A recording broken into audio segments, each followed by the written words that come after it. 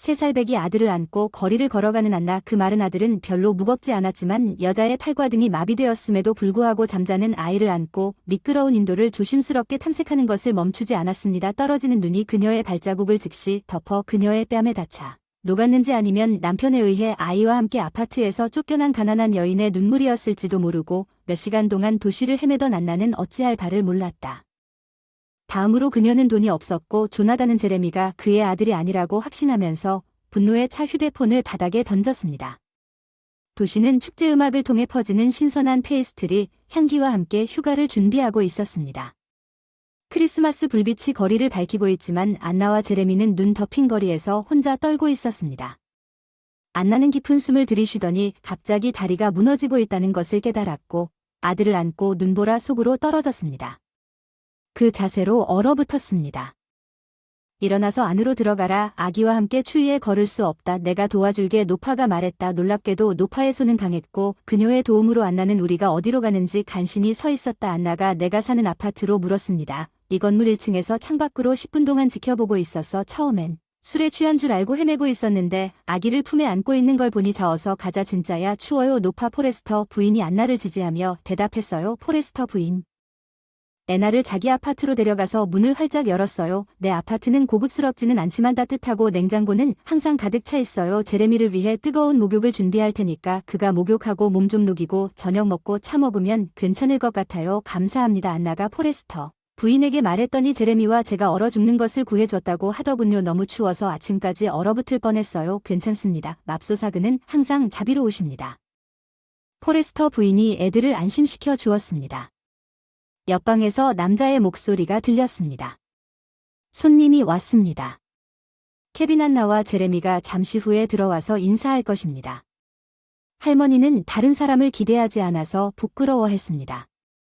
그곳에 살기 위해 그녀는 현관문을 흘끗 보았고 포레스터 부인은 혼란스러워하는 것을 이해했습니다. 걱정하지 마십시오. 내 손자 케빈입니다. 그는 사고 후 1년 넘게 침대에 누워 있습니다. 지금은 그에게 부모가 없기 때문에 내가 그를 돌보고 있습니다. 때때로 간호사가 우리를 잘 방문합니다. 겨울에 아내와 아이를 쫓아내는 것이 어떻게 가능합니까? 그는 DNA 검사를 받았고 서류에 따르면 제러미는 그 사람의 아들은 아니지만 제레미가 그 사람의 아들일 리가 없다는 건 알아요. 실수가 있었어요. 안나가 변명했어요. 믿을 수가 없어요. 그 사람들은 신문을 믿지만 사람들은 믿지 않아요. 세상에 일어난 일 사람들에게 일어난 일. 케빈. 아니고 그 사람 정말 좋은 사람인데 고작 27살인데 벌써 자고 있잖아. 왜 건설회사 매니저로 일했는지 알잖아. 몇몇 검사위원회가 건설 현장을 확인하러 왔는데 그중 한 사람은 금지된 곳에 올라가서 미끄러져서 케빈은 마지막 순간에 그를 구했지만 버티지 못하고 높은 곳에서 벽돌더미 위로 떨어져 등을 다쳤습니다. 그가 구한 남자는 다친 것이 아니라 단지 겁이 났을 뿐인데 케빈은 심각한 골절을 입었습니다. 그의 약혼자가 그를 떠났다는 것을 알았을 때 그녀는 이미 결혼식을 준비하면서 그와 함께 살고 있었다고 상상할 수 있습니까? 그녀는 착한 척 그를 사랑하는 척하다가 문제가 발생했고 그녀는 그를 바로 늙은 여자 옆에 두고 떠났습니다. 안나는 갑자기 깨달았습니다. 너무 늦었어. 자러 갈 시간이야. 제레미 거의 잠들었어. 아침에 나를 찾지 마. 아침에 시장에 갈 거야. 집에서 아침 식사를 준비하고 차를 마실 거야. 냉장고에 있는 것은 무엇이든 가져갈 수 있어. 감사와 감동이 넘쳐 안나는 친절한 할머니를 껴안았고 그날 밤 그들의 눈에는 눈물이 흘렀습니다. 안나는 오랫동안 잠을 이룰 수 없었습니다. 제레미는 그녀 옆에서 평화롭게 잠을 자고 그의 숨소리를 들었습니다. 그녀는 자신을 이끈 이상한 운명에 대해 곰곰이 생각했습니다. 어제 낯선 사람들의 친절함에도 문제를 예견할 수 있는 것이 아무것도 없었거나 어쩌면 있었을 수도 있고 그녀는 단지 그것을 믿지 않았을 뿐입니다. 안나는 할아버지 밑에서 자랐으며 어머니를 거의 기억하지 못하고 5살 때 세상을 떠났습니다. 그녀의 아버지가 그녀의 할아버지가 그녀를 입양하여 그녀가 17살이 될 때까지 그녀를 키웠다는 것을 알았습니다. 그들은 마을에 살았고 애너는 어린 나이에 집안일을 모두 맡았습니다. 그녀는 결코 불평하지 않았으며 할아버지가 돌아가셨을 때 그녀의 도움이 필요하다는 오디를 이해했습니다. 애너는 느꼈습니다. 정말 혼자였던 어느 날 잘생긴 젊은 조나단은 그곳에 살고 있는 친척들을 방문하기 위해 그들의 마을에 왔습니다. 안나가 강에서 수영을 한 후 집으로 걸어가는 모습을 보았으나 너무나 매력적인 소녀를 지나칠 수 없었습니다. 조나단은 웃는 소녀와 그에게 사로잡혔습니다. 그녀를 자주 방문하기 시작했고 어느 날 그는 안나를 강제로 끌어당겨 태평하고 차분한 소녀를 야생 고양이로 만들었습니다. 조나단은 2주 동안 그녀에게 용서를 구하며 그런 일이 다시는 일어나지 않을 것이라고 약속했습니다. 조나단은 안나에게 구애했습니다. 1년 넘게 그녀의 19번째 생일에 그는 그녀에게 점점 더 반하게 되었고 안나는 그들이 곧 결혼한다는 것을 받아들였고 조나단은 영원한 사랑과 끝없는 행복을 약속하면서 그녀를 도시로 데려갔습니다. 그러나 조나단의 가족은 그렇지 않았습니다. 부유층은 중산층에 가깝고 혈통 문제를 매우 강조하는 과학자 가문이 있었습니다. 그들은 아들이 시골 소녀 조나단과 결혼하는 것에 부정적으로 반응했습니다. 그 소녀를 시골에서 우리 아파트로 데려간 이유를 설명해 주실 수 있나요? 그녀는 여전히 옷을 입은 것처럼 입고 있습니다. 신이 버림받은 마을에서 안나는 자신이 팬이 없다는 사실을 알게 되었고 어떻게 사람들에게 그녀를 보여줄 수 있는지 이해할 수 없었습니다. 어떻게 우리가 그 못생긴 소녀와 대중 앞에 나갈 수 있습니까? 조나단의 어머니는 엄마 안나가 괜찮은 소녀라고 말했습니다. 그녀는 친절하고 열심히 일합니다.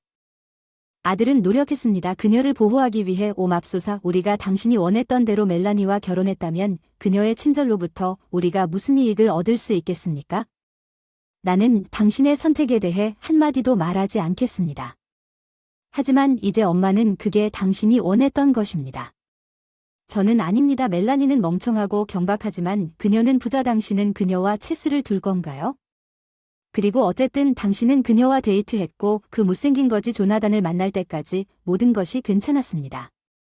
조나단은 엄마가 지금 큰 호화로운 집에 살 수 있다는 것을 이해할 수 없다고 추리하려고 했지만 우리가 해야 할 일은 여기 사는 건 방 2개짜리 아파트인데 언니는 뭐 할 건데? 언니도 곧 결혼하고 우리 다 여기서 사는 건 어때? 아파트를 빌리라고 동생이 아이를 낳으면 조언해줬어. 아기 울음소리를 내내 듣고 싶지 않아 안나는 이 대화를 자주 우연히 듣게 되었고 남편에게 마을로 가서 그곳에서 살라고 요청했지만 조나단은 그것을 고려조차 하고 싶지 않았고 부모님 집에서 계속 살아야 한다는 생각을 거부하고 그 소녀에게 화를 냈습니다. 조나단의 어머니와 여동생은 그녀를 하인으로 만들었습니다.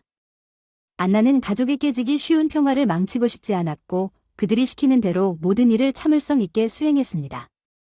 놀랍게도 안나는 빨리 임신을 할 수 없었고 남편의 어머니와 여동생은 그 여자를 의심하기 시작했습니다.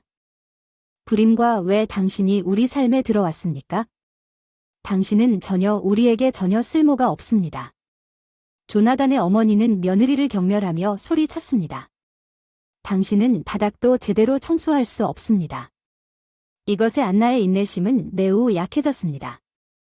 바닥을 청소하던 중 짜증이 나서 몸을 일으키며 걸레를 바닥에 던지고 양동이를 발로 밀자 양동이가 떨어져서 바닥에 물이 흘렀다. 이제 그만해도 충분하다고 그녀는 듣지도 않고 소리쳤다. 시어머니의 비명소리에 급히 짐을 싸기 시작했다. 조나단은 컴퓨터에서 돌아서 소동을 일으키기 위해 밖으로 나갔지만 안나는 이미 현관문을 쾅 닫고 남편이 밖에서 그녀를 따라잡아 절대 돌아오지 말라고 애원하기 시작했다. 당신이 지금 아파트를 구하든지 아니면 내가 이혼을 신청하든지 말이지요. 그녀는 남편에게 단호하게 말했습니다. 조나단은 1시간 안에 살 곳을 찾았습니다. 마치 그들이 이사 오자마자 운명이 이 순간을 기다리고 있었던 것 같았습니다. 그의 부모님 집 애너는 임신을 했고 9개월 후에 남자아이를 낳았습니다. 젊은 엄마 제러미는 아들에게 너무 열중해서 남편의 변화나 그들 사이에 무슨 일이 일어나고 있는지 눈치채지 못했습니다. 자너선의 어머니와 여동생은 그 아이가 비밀리에 자신과 닮지 않았다고 믿고 제러미의 혈통에 대한 의심으로 머리를 가득 채웠고 자너선은 DNA 검사를 받았고 크리스마스 3일 전에 그녀의 얼굴에 서류를 던졌고 그녀와 그들의 아들을 집에서 쫓아냈습니다. 아파트는 어쩔 수 없이 가까운 친척들에게만 의지했지만 낯선 사람이 그녀에게 쉼터를 제공했다. 안나는 눈을 감고 자고 있는 아들의 율동적인 숨소리를 들으며 잠이 들었다. 다음 날 아침 일어나서 깜짝 놀라 주위를 둘러보았다. 모든 것을 기억한 후에 자신이 어디에 있는지도 모르고 한숨을 쉬었습니다. 제러드는 옆에 없었습니다. 애너는 재빨리 침대에서 일어나 아파트를 가로질러 케빈의 방 문턱에서 멈췄습니다. 제러미는 대화를 하고 있는 남자 옆에 앉아 있었습니다. 애너는 케빈에게 깊은 감사를 표했습니다. 그리고 그가 침대에 누워 있음에도 불구하고 그를 돌보기 위해 노력했습니다. 제러미와 MS 포리스터는 곧 애너의 보살핌 아래 그들의 삶에 그녀의 존재를 받아들였습니다. 집의 분위기는 더 나은 방향으로 바뀌었습니다. 그녀는 가족을 효율적으로 관리하고 맛있는 음식을 요리하고 모든 보살핌을 제공했습니다. 필요했던 애너는 그녀의 지원으로 케빈의 간호사가 되었습니다. 그는 회복할 기회가 있다고 믿었고 힘을 되찾기 위해 운동을 시작했습니다. 애너는 여름에 그의 상태를 개선하는 회복 마사지를 받도록 마련했고 모두를 그녀의 시골집으로 데려갔습니다. 시간이 지남에 따라 풍경과 신선한 공기가 상쾌하게 바뀌었습니다. 케빈은 진전을 이루었고 이제 휠체어를 타고 돌아다닐 수 있게 되었습니다. 포리스터 부인과 애너는 그의 상태가 호전되는 것을 보고 매우 기뻤습니다. 케빈의 회복을 위한 애너의 헌신은 그에 대한 그녀의 감정을 깊게 했고 그녀는 그들이 그렇게 될 것이라고 믿었습니다. 언젠가 함께하게 되지만 둘이 혼자 있던 어느 예상치 못한 날 케빈은 안나를 깜짝 놀라게 껴안고 키스하며 안나가 거부할 수 없는 사랑을 고백했고 그녀는 그 감정에 화답했고 둘 중 어느 누구도 예상하지 못했던 로맨스가 꽃피웠고 그 사이 조나단 안나의 전남편이 도착했다. 그녀를 되찾기 위한 필사적인 시도로 그는 자신과 관련된 여성인 멜라니가 DNA 검사 결과를 조작했다고 고백했지만 안나는 이사했고 다른 남자의 아이를 임신 중이었다고 고백했습니다. 그녀는 안나의 집으로 돌아가 달라는 조나단의 간청을 정중히 거절했습니다.